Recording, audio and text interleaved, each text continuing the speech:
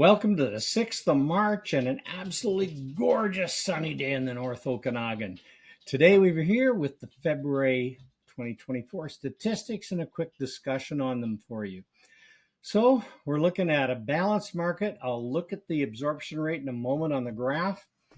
We've got, I think, the keys to this. You can see we'll talk about the absorption rate. Sellers, again, it's important you price your home in the market. Buyers, multiple offers are largely a thing of the past, but not completely out of the question. And good news for both buyers and sellers is houses are going on the market and they are selling. For sellers, has to be sharp pencil price.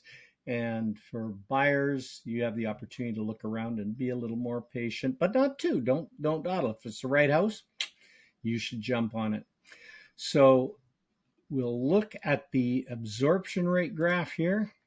Wow, what's happening? Look at this craziness. We've had this little roller coaster ride for the last year. It can't seem to make up its mind what it's doing. I think what we're seeing here, we have January, this anomaly. Back here in October was an anomaly. Down, I think we're going to see here now it'll stabilize. I mean, this shows a significant buyer's market trend right here, but that's not where we're going to be. Where I think we'll stabilize somewhere in here between the two red lines in a balanced market for the next few months, and maybe even just dip in. But I'd like to think that these peaks are over with for the next little while, and we'll see some stability in the marketplace.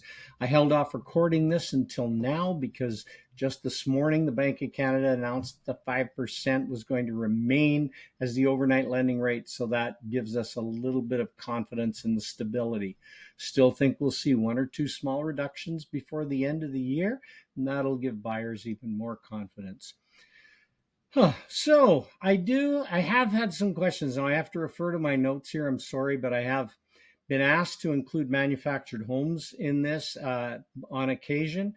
As statistics, the manufactured homes need to be treated with caution because there is a small number. The pool is relatively small. When you have the smaller the pool gets, the more erratic and easily the totals are influenced. So I've brought you some statistics. So with caution for February, we had 5 manufactured homes sold versus 7 a year ago. So that was a reduction of 30% approximately in sales from February this year over February last year.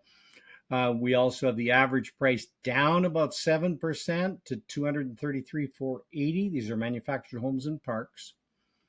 And with 38 on the market right now, this gives us a 7.6 month inventory supply. So it's up in here. It's in the buyer's market zone, just barely. If you see my cursor there, it's just in that zone. Again, take care. Don't treat this too strongly because it's the stats for the manufactured homes, but it is a very small pool, so it can be variable. Now we're also going to touch today on the one bright light. I'll bring up what's happened here. Before I go into this, I'll talk briefly about the one real bright light here in British Columbia. The government has changed the threshold of exemptions for property transfer tax for first-time home buyers. In the past, this has been $500,000, above $500,000, above $550,000, they had to pay full property transfer tax. Now they've got a threshold of 825, I think it is, 825,000, 835,000, pardon me. And there are some questions regarding this. If you need more information on this, you've got 2 sources of information that are reasonably reliable. One is your lawyer. They're the ones who are going to do all the real hard work on this. If you're a first-time home buyer, by the way, this does not kick in till April 1st, 2024. So there's no benefit to anyone. There's no change until April 1st, and then it all changes. The other is the British Columbia government website. Now, I would go on there and Google British Columbia first-time home buyer property transfer tax, see what comes up. You'll get to a nice page. Unfortunately, it's not really clear. What they seem to be saying is you won't pay any tax up to the 500. You'll pay some between 5 and 835. It's a little gray area. I don't think they've finalized everything, and they're certainly not telling us. They also have a calculator on that website that will calculate it. I tested it, and it's only set to what they're actually charging today. So they're using the 500,000 as the threshold, and that's it. So you can't use that as of this morning.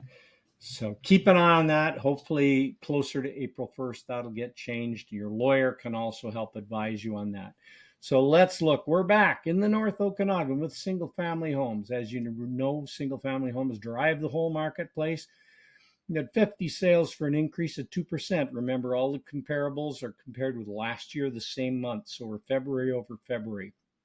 And benchmark price is up 1.8% to 734. So it's pretty much a wash on the benchmark price, even though I showed you earlier that the average sales price has gone down. Days to sell way up, way up. Just about 30%, 102 days to sell. Inventory of 317, up 31%. As inventory continues to rise, generally speaking, and sales decrease, generally speaking, we're looking at shifting into a buyer's market. With the spring market coming, that remains to be seen. Townhouse units, sales down just about 12%, 15 units. Benchmark price down just about 4%. They're up significantly in days to sell, not near as high as single family, but still up 60%. Inventory down 5.8%. And last but not least on our list, apartments and condos. Again, this is stratas in apartment buildings. Sales are up 10%.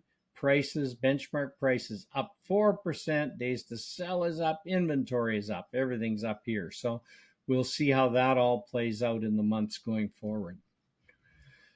So that's our market as it sits today, as we sit here in the Okanagan sunshine.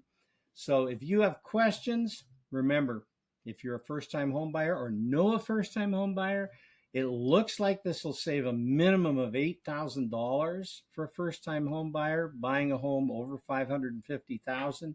So that's a real bonus for a first-time home buyer. So it looks like that's a real benefit to many people and help the market keep things moving forward.